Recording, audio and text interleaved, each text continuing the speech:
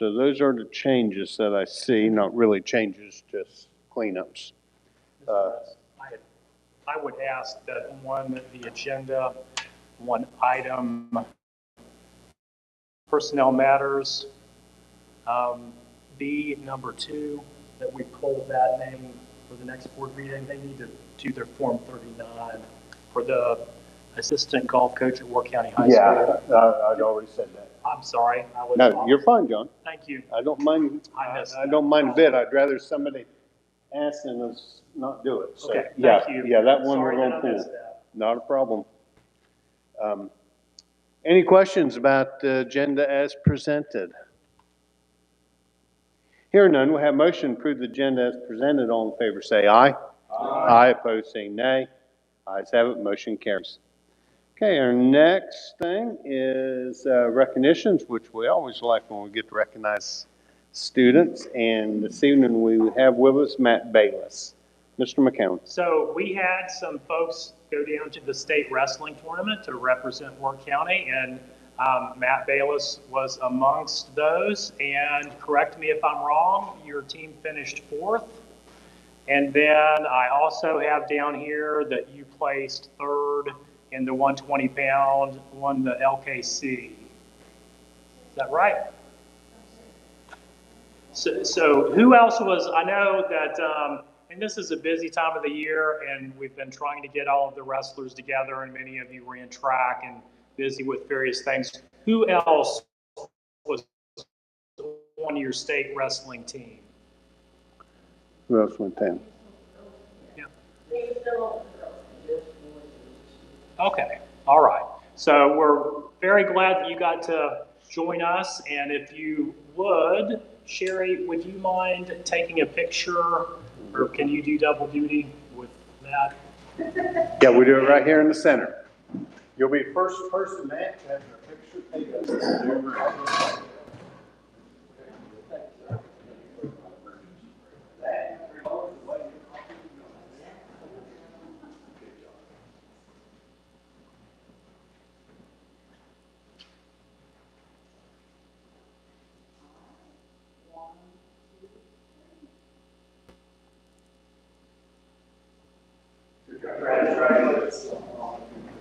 Yeah, let's do one more.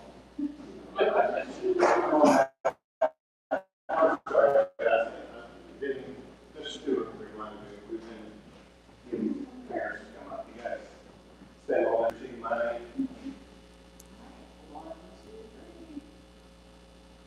Thank you. Thank you. Thank you, David, for bringing them in.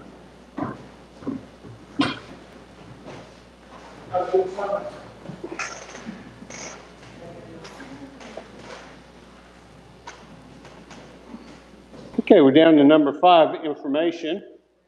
First item on information is the board's self-reflection. Mr. McCown. So it's that time of year again where the board needs to do their self-reflection. I think we need to have that done by August 15th. That's what it used to be. So I wanted to see if you wanted me to send that out. Yes. Okay, I can do that. So again, you're going to get an 365 form. It's the same as it has been. There's just a series of questions that you'll need to rate, and I will send that link out to everybody.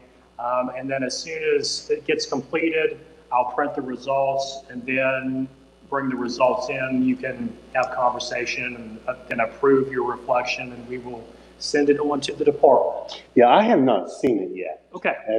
I mean, it's not turned up on my Outlook yet, so I don't know if the state has released it or not. Or does the state release it or organization? I'm not sure. But anyway. I know that it was the superintendent update. Okay, I haven't seen anything from the school board association. Okay, I've not seen any links to it. So are you going to send it out then? Do we turn it back to you on the computer? Or well, so you'll get an email and it'll have the link there and you'll click it and then it's just going to take you to the survey and you fill it out. and that's all you have to do. And then when everybody has done that, I'll print out the results and bring back to the board for you all to discuss. So you want us to do a hard copy, bring it back to me? No, so you'll get an email, it'll have a link, and then it'll just take you there online to do the survey, and you can do it right on your computer or iPad. Yeah, and then I think you submit it, and then it Yes. submits back. If I send them out, it'll submit back to me, Yeah. which last year we did, and then if John sends out, it'll submit back to John. Right. It makes more sense for it to go back to John than it does to me. So, Okay, you can be looking for that coming your way. okay, sounds good. Monthly attendance narrative, Mr. Smith. Only a microphone, not to sit. I have a question. Mr. McCown, I noticed in their packet, I brought a copy, would it be easier for me to distribute one to everybody, or what will be best? We got it. I think they've got it. Okay. Since- Sure, do that. Okay. Trial and error here. I do not need more paper. Okay, all right. I understand fully. Okay. First off, since the beginning of the 25 school year, 192 student households have been sent 5-day unexcused absence letters.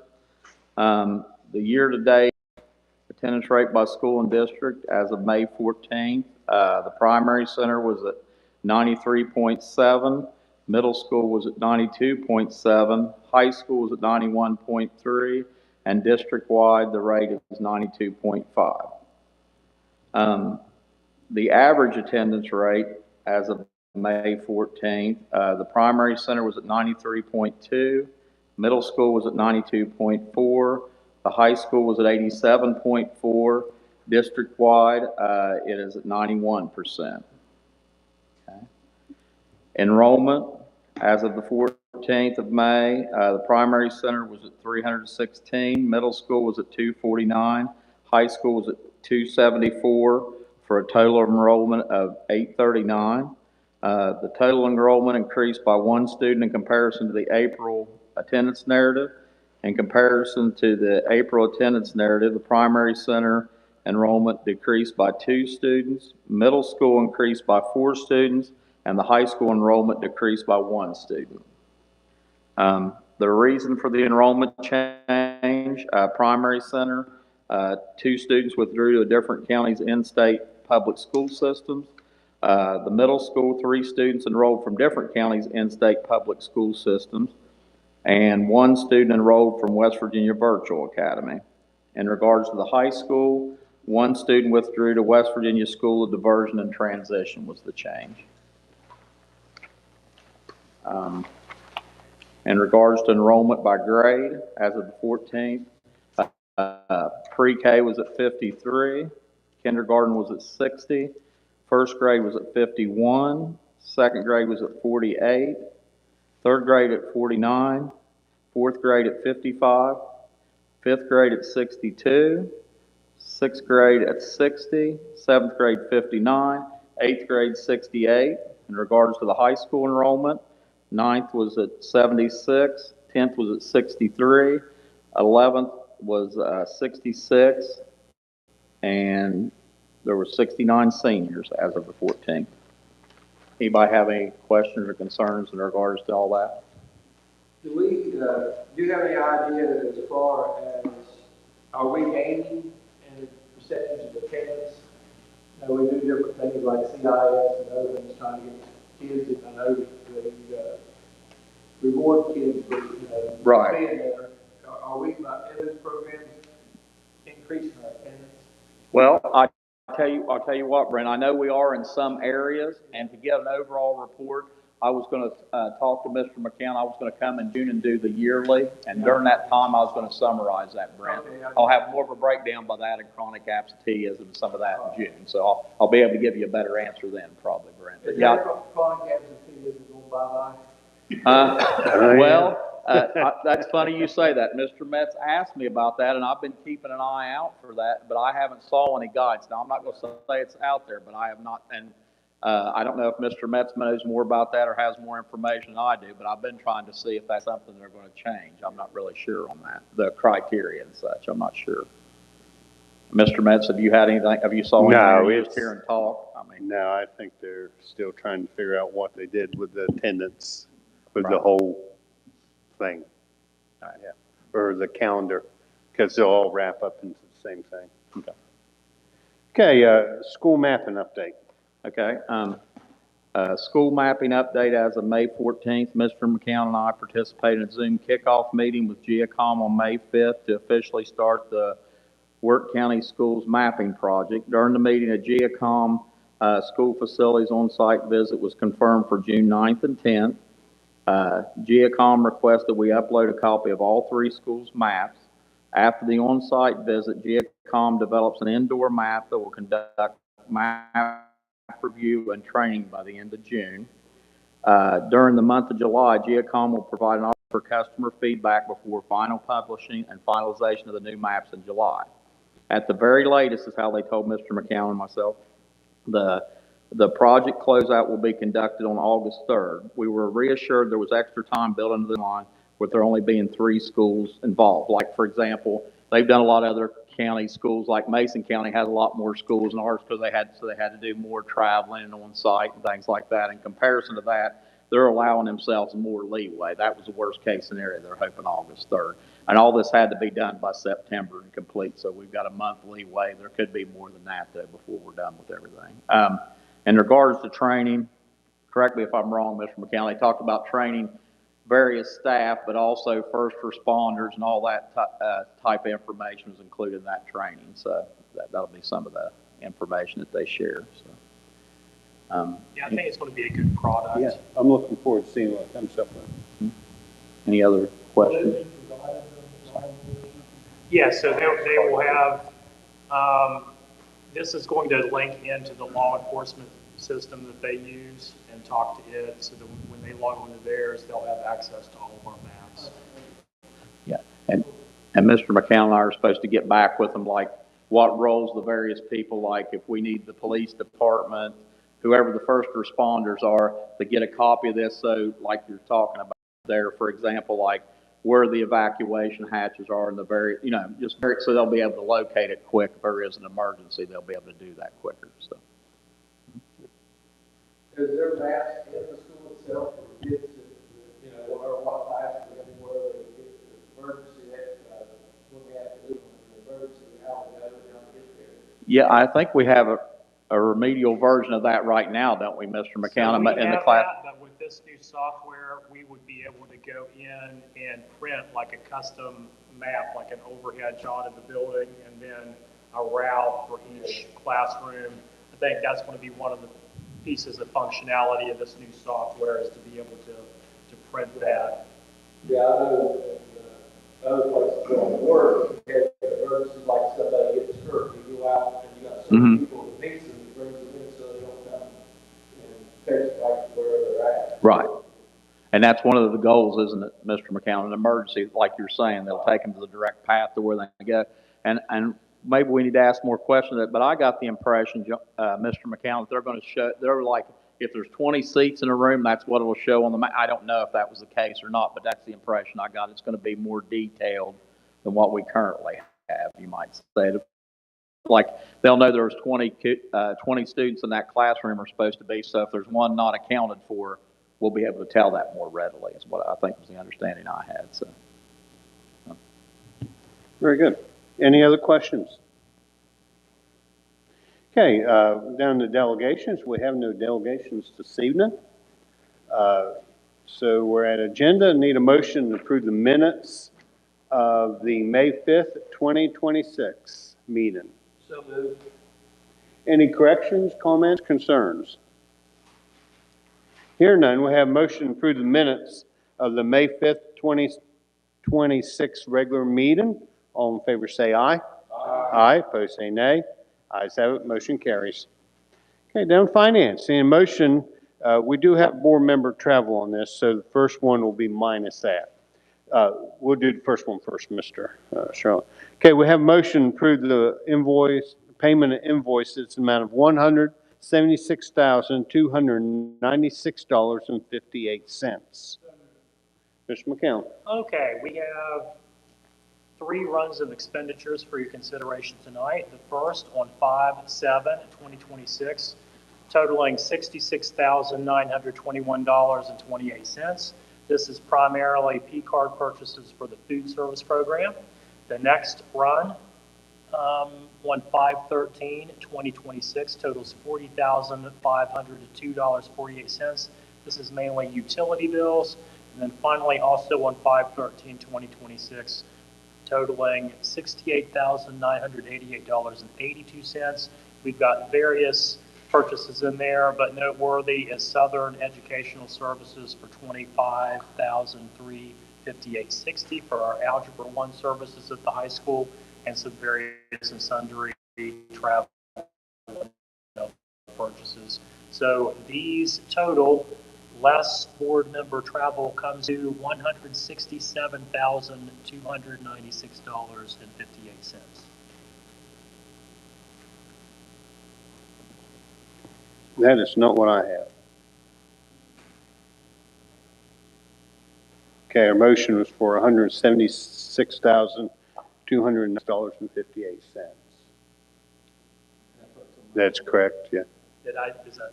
Yeah, $176,296.58. okay, any questions about invoices? Here none, we have motion to approve the payment of invoices amount of $176,296.58. All in favor say aye. Aye. Aye, opposed say nay. Ayes have it, motion carries. Okay, now we have, Let me choose myself.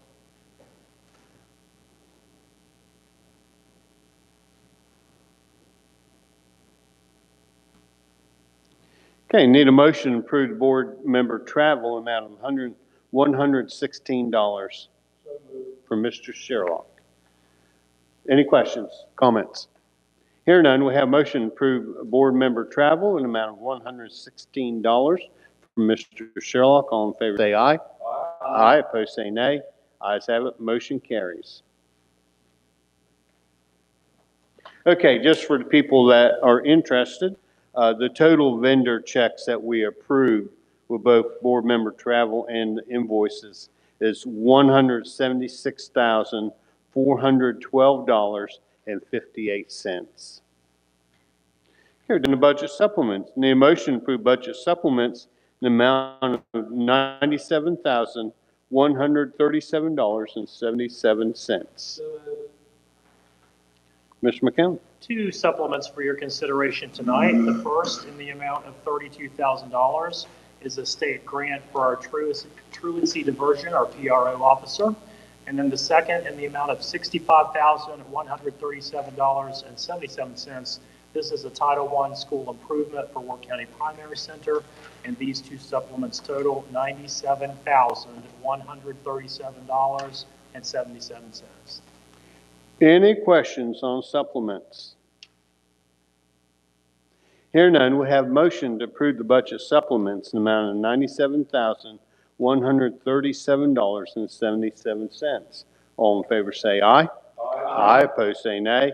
Ayes have it, motion carries. Okay, we have no budget transfers tonight, so we're down to our monthly financial report. Need a motion to approve the monthly financial report. So moved. Mrs. Cummins?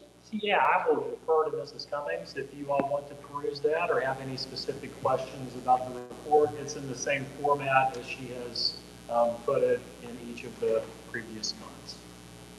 Karen, why don't you just give us, I know you got other stuff that you're going to present to us, but Okay, just sort of yeah, give us a quick. sure. On your monthly financial report, the first page there is just a summary of the activity at the banks. In cash, we have $655,570 locally, earning a rate of 1.16%.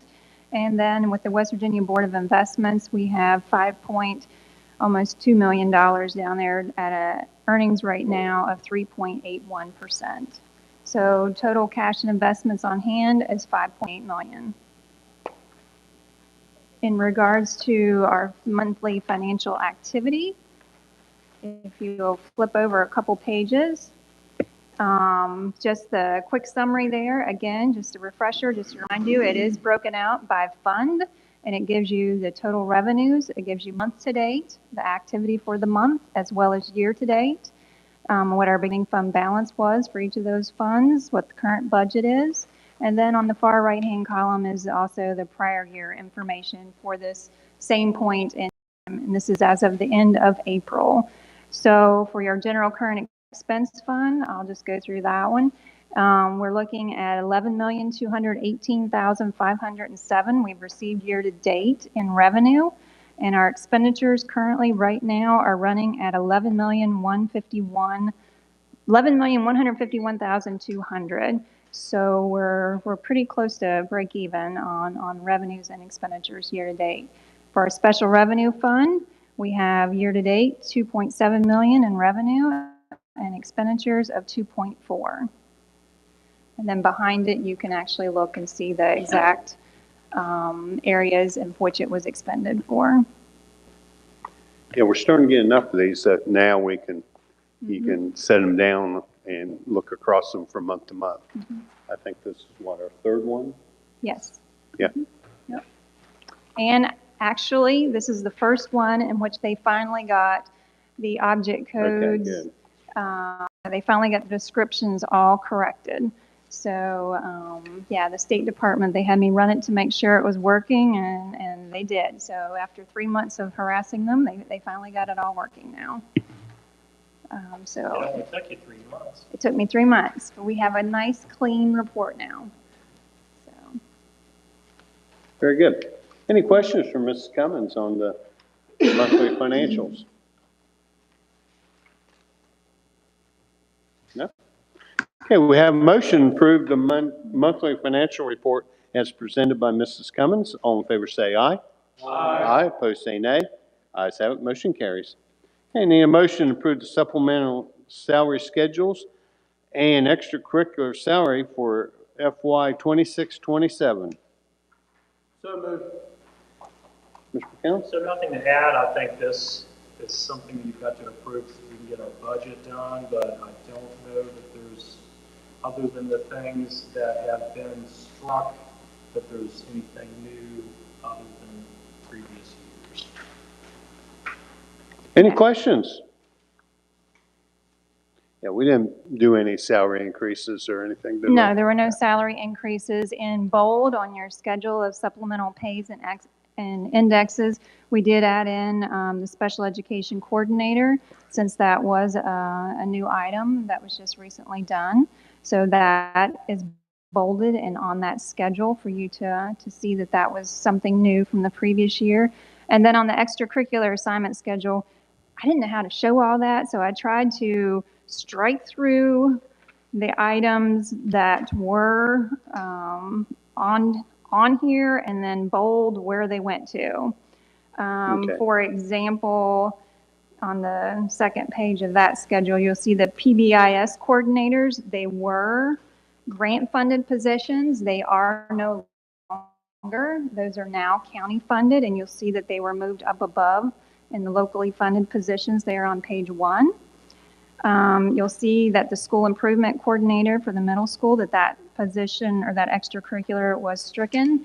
They no longer receive that funding. That federal money is gone. So you'll see that that has been eliminated from the schedule. In addition, you'll see where you added a volleyball assistant middle school coach during the school year. And then we added an extracurricular speech path coordinator position at $2,500 as well. And I think that captured most of the activity for the year. So we're looking at locally funded at $162,844, with federal funds picking up $14,800 in additional contracts. Very good. Any questions? I see the cross-country assistant coaches involved. Is that? Yes, you're correct, Brent. I did overlook that. Yes, that was an additional position that was added. Yes, thank you. Yeah, they didn't have one before. Okay, so we have a motion to approve the supplemental salary schedules and extracurricular salary for FY 26-27. All in favor say aye. Aye, opposed say nay.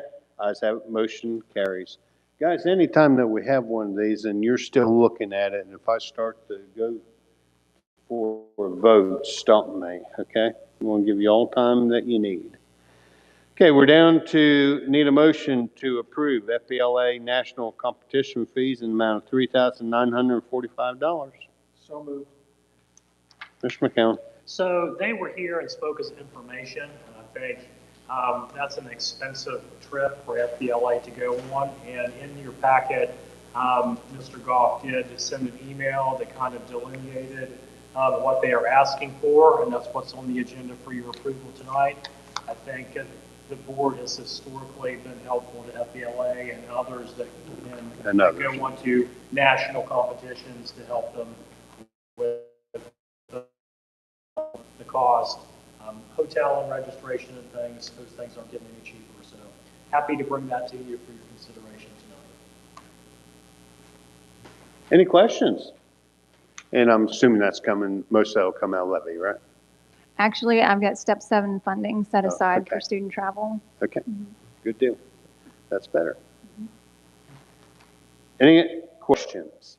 Hearing none, we'll have motion to approve FBLA national competition fees in the amount of $3,945. All in favor say aye. Aye. Aye, opposed say nay. Ayes have it. Okay, let's see. Need a motion to approve the 26-27 budget. Mr. McCown, then it's going to go. Mrs. Cummings. And I just want to share with you that Mrs. Cummings has been furiously working on this budget while traveling how many miles to graduation? 2,200 round trip. 2,200 miles to attend her daughter's graduation while still working on the budget en route. So I just want to thank you for all of your hard work getting this budget done and with all the other irons that you had in the fire at the same time. Yeah, it's been a little hectic lately. So, but we do have a budget to present to you tonight. So we've got a one-pager.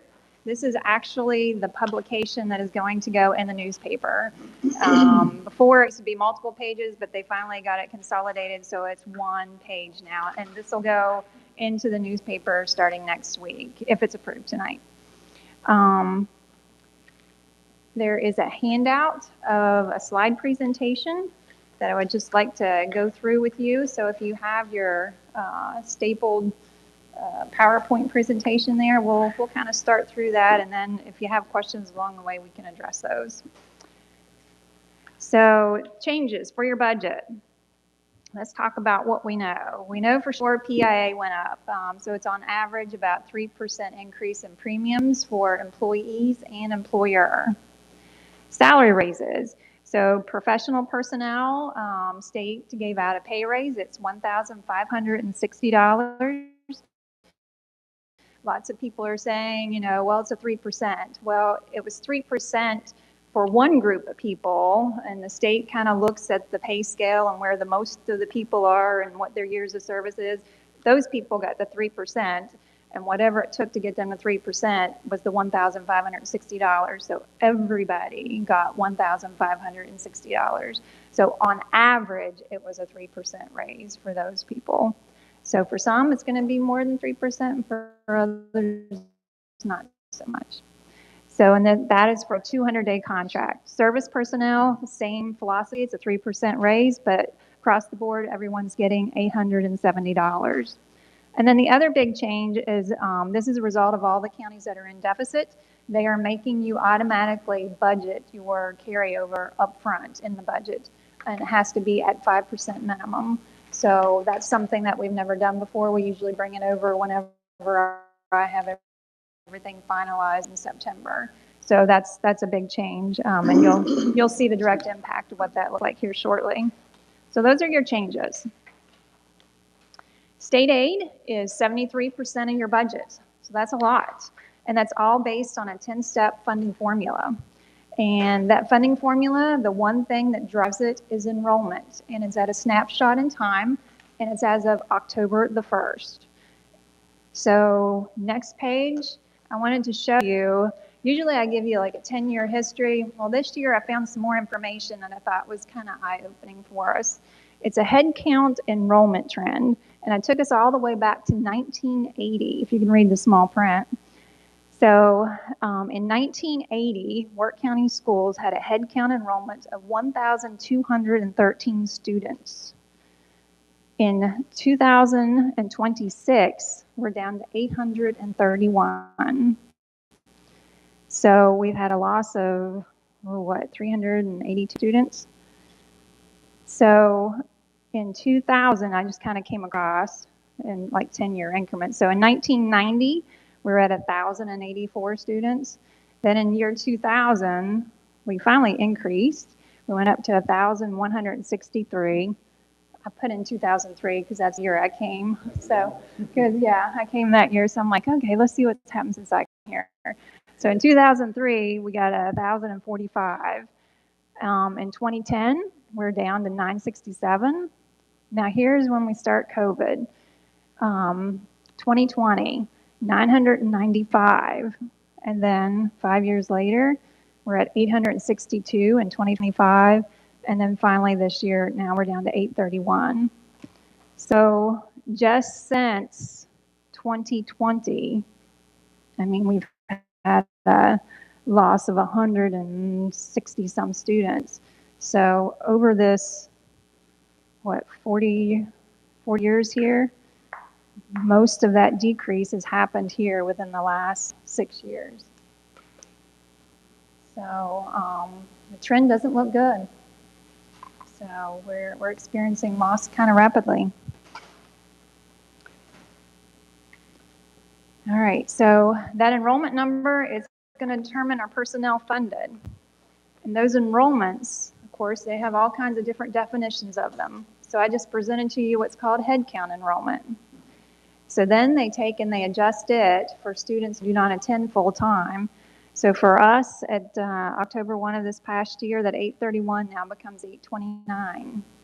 And then they have something called that adjusted enrollment for funding. And that's because we're one of the counties that's under 1,400 students in enrollment. So they give us those ghost students that they add students to our enrollment count. And so this year they gave us an extra 237 students were added to our enrollment. So our enrollment for funding purposes is 1,079, and that's what all of the formula ratios are going to be based off of. Comparing that to the previous year, that's still a decrease of 33 students. You say 33? 33 of the adjusted enrollment. And from what I can tell, it looked like we picked up another county that's being included in that under 1,400. So I think it's causing us to lose some students. So approximately of this adjusted enrollment, every 13.75 students professionally. So let's take a look at our professional educators in step 1. Right now, we had employed 84.95. That's state aid eligible. That does not include your federal or your state grant funded positions. So this is just those that are state aid eligible, 84.95. Based on that ratio that I just showed you on the previous slide, for every 1,000, you get 72.75 professionals allowed. We were allowed 77.56. So we're over 7.39 professional. Okay, that's just state aid eligible. Now on service personnel, that's step 2 of your funding formula, about every 18 students in that adjusted enrollment is equaling a service job.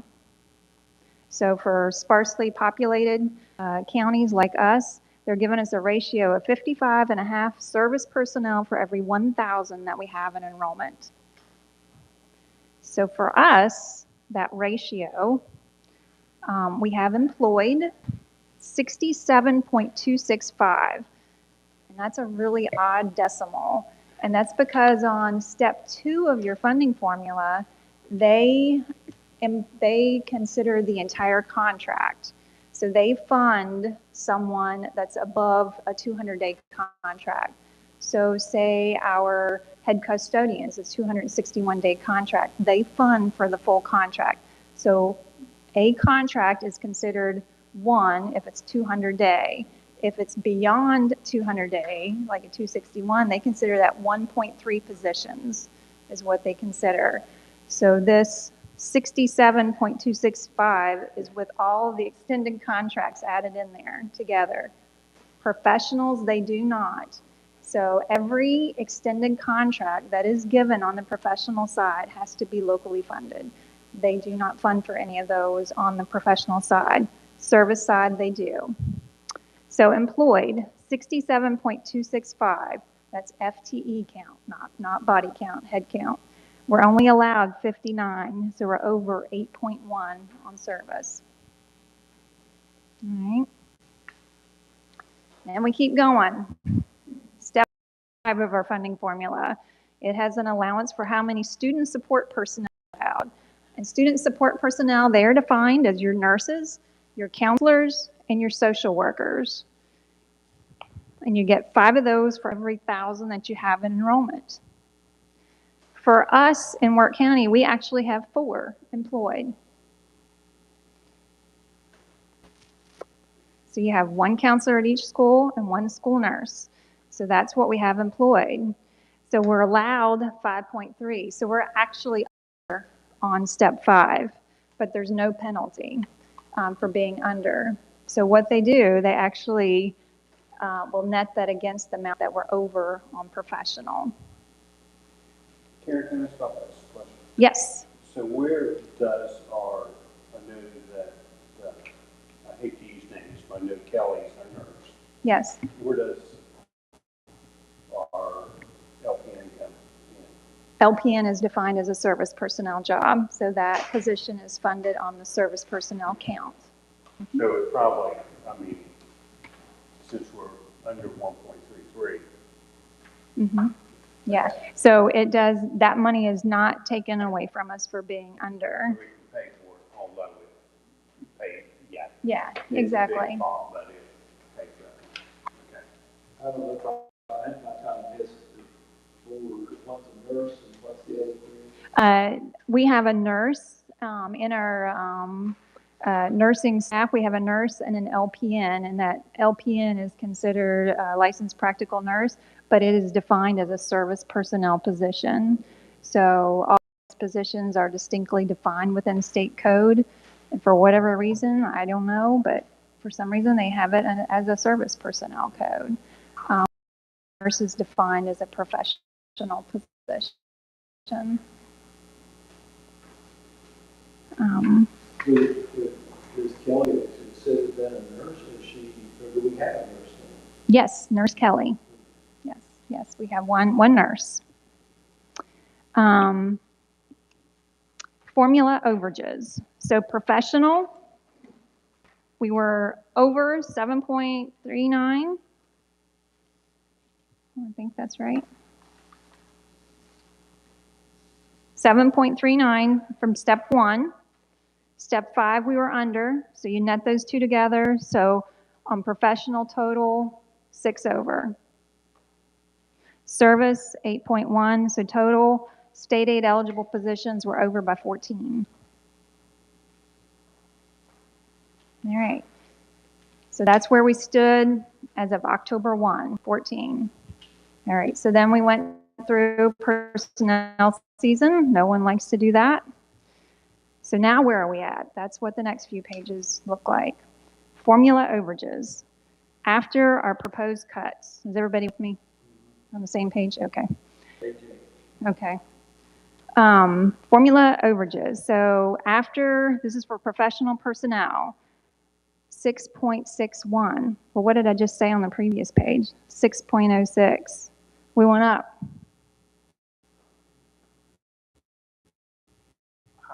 Now, isn't that a good question? How did we do that? I know. So did we cut people? Yes, we did. But most of those positions that we cut were federally funded positions. So we did not really impact this number at all. Actually, we went the other way with it. So follow me. Okay, you ready? Okay, we went down a math position. Okay, that's good. It'll be great for the kids not to have a virtual. But on October 1, we were not allowed to count our speech position, our second speech position that was vacant because we didn't have a substitute filling it. So I can't forget that that position is still there. It's still being actively posted. So if we would happen to employ, we've got to remember it is out there. So we got to count that together. So math went away, but we still have speech. So we gained no ground. And then with the elimination of Project Aware, it eliminated some positions, but not all of them, because our school-side colleges was 0.55 or 55% funded out of Project Aware funding. That is now county absorbed. So actually, we went up now on the amount of overage that we are on professional side. But on the federal side, we did eliminate 3 positions out of Project Aware. Had that action not been taken, then this number would have been significantly more, because then it would have been all county funded. Questions?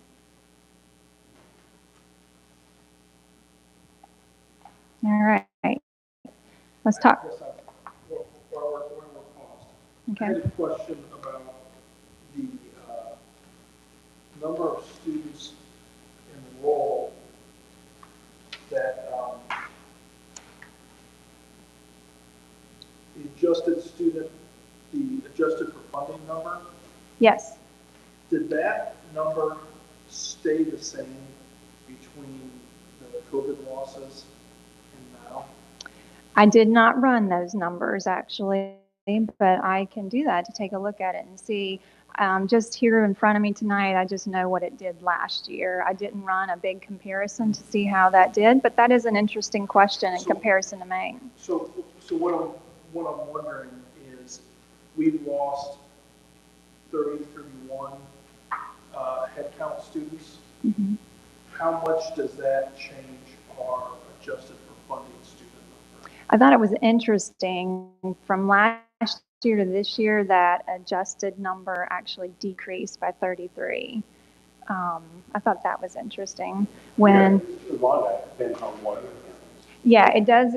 It's dependent upon the other counties, and this year they also added another county that's under the 1,400.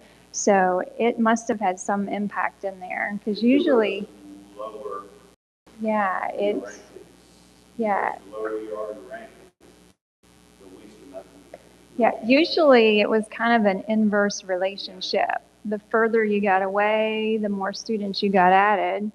Yeah, that didn't really hold true this year. We decreased 31 on the FTE side, but when we got to adjusted, it was a decrease of 33 from where we were the previous year. I don't know. I don't know if that adding another county in there threw that whole funding over, because now it's 13 counties that are getting funded. And I think it's only going to grow with those counties being below 1,400 in enrollment. So then we could be losing students for funding faster or at a higher rate than we're losing actual headcount students. It could accelerate. This year we lost 31 real students on the ghost side. The adjusted enrollment, rather be better definition. It was 33 is what the difference was looking at the same number last year. So I know. I probably shouldn't use that word, but. And that's not a set ratio that we can predict, because it is determined by what happens in other counties. Exactly. I have studied that formula, but it's all dependent upon factors in all of the other participating counties that are below 1,400. And then this year, then they added in Clay County. Clay County is now below 1,400, if I read across my schedule correctly. We always, of course, the state did not like this either, but we would always, we call it moving now, because it's really sort of part of, I mean, somebody's figured it out, but they've got to figure it out to where you can't. Yeah. You can't figure it out. You might be able to rent something good back. So you can't figure out. Going how it's forward. gonna go forward. Yeah, it has too many moving parts depending upon what happens in the other counties to be able to predict it. Could you get close? Probably. We could run that schedule and see, and I can write that down and do that for you. No, it's okay. But it's not a one for one. No, it's not. No. So that would be interesting to do, though. Let's see. Where are we at? Where are we at, Brent? Oh, no, we got interested. Hope it goes to. I know. We like those ghost students. Last time I looked was Formula over just average. Okay. So let's see. We did professional. Did we do we haven't done service yet, have we? Okay. So we're at service. What page is that? Okay. Page 8. So on your service side, so we went from 8.1 being over, and now we're down to 9 after the cuts. So what did we do? So we eliminated a cook that was split between the two campuses that we have. We eliminated one maintenance, and remember it's 1.2 because it was a 240-day funded position. And then we eliminated one aide at the middle school. Now, these are the state aid eligible. Did you do more than that? Oh, yes, you certainly did more action than that, but they were federally funded positions. So therefore, they had no impact on this number. Now, had you not done those, this number would have grown more. So what you did was definitely saving the county money because we would have had to absorb all those had we not met those guidelines because those monies were disappearing. So we eliminated 3.2 positions. We were at 8.1, now we're at 4.9. So in total, we are still over 11.5. And that equates to, they say on average, with averages they gave me, it's about $725,000 is what that overage is costing to fund. Our workforce, what does it look like? We have 102 professional staff, and we have 63 service. This is all funding sources. And there's FTE on the service personnel is at 67. So total positions, head count, 165. And I've already accounted for these vacancies that we have down here. We have 3 vacancies. We have a special ed teacher that's vacant, a speech teacher that we've been trying now for over a year to fill, and a bus driving position that was just vacant here recently. So out of all of this 165, about 14 of those are federally and state funded.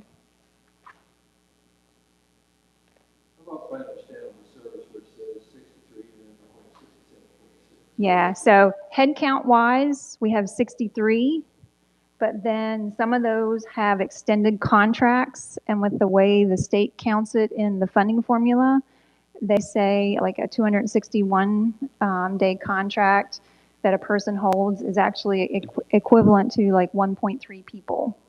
So they give you FTE wise as to how they count it. So I don't know, that was probably a little bit too much information there to share, but I just wanted to understand that they do fund extended contracts on service, but not on professional, was what I was trying to get across there. So our total budget that you're looking at tonight, it's $18.1 million. So your general fund is $15.7 million. That's where your local and your state aid money is. On your revenue funds, it's $2.3 million, and that's where your grants and your food service is at. And your capital projects fund, right now we're just starting out with $100,000 in it, and that'll be our transfer from our general fund over to accumulate resources for the year. So of this 18.1 million. It's an increase of about 61,000 from the previous year. So the general fund in total in 36,000, and your special revenue fund, it decreased 685,000, and all of that is federal revenue. So we're at the end of that huge Project Aware funding. So that was $495,000, and the rest is from food service. So we have declining enrollment, not as many kids eating. So we've had a loss of over $100,000 in food service. On the Project Aware, it funded lots of mental health services. It also funded a behavioral teacher at the primary center. So within the regular budget, you'll see we have extra contracted services in place in case we need them. I went ahead and have that budgeted due to the loss of that amount of money for this year. So maybe we can generally back that off as we see fit. The general fund increases. Of course, salaries went up because of the state pay raise, so that accounted for about $238,000 of our increase in our budget. Contracted services, they're up about $138,000, and that's primarily the direct result of special ed. Their monies are getting tighter, but yet demands are getting greater, and that is what the whole state is saying. Every county is having that issue. We have some behavior contracted services, and then we're also going to have speech services in there because we've been short for speech, and I don't know how long that's going to take place. So, so I went ahead and budgeted for that. Did I need to at this point? Maybe not, but I wanted to get a clear picture as to what we're looking at for next year. Bus replacement, it did go up about 16,000. Right now it's at 195,000 going into next year. You know, there was a time when we could buy 2 buses with that. It's crazy what the cost of a bus is, 157,000. And then finally, the reserve for contingency. It is $720,000, and that's what 5% of our budget is.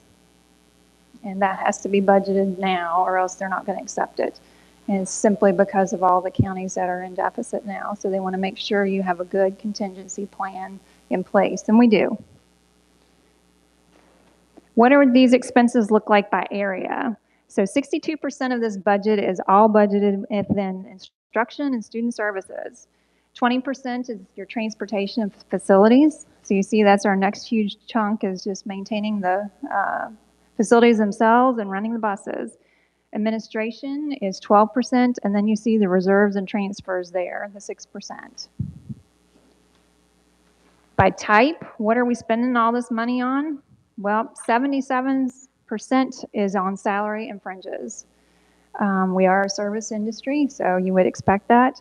And then the rest of the budget line items, 23%, is what I've got to pay all the bills, buy the textbooks with, keep the lights on, to keep the rest of the system running. Now, of this 77% that's on salary and fringes, I went ahead and broke it down because people, you know, they say you spend that much money on salaries, but actually of that, 64% is directly on salaries, and then you'll see that 13% in benefits is for insurance. Retirement workers' comp is another huge chunk at 13%. Social Security comes in there at 5% of the chunk, and then the rest of it we spend over here on subs and supplemental contracts that we have. So, concern.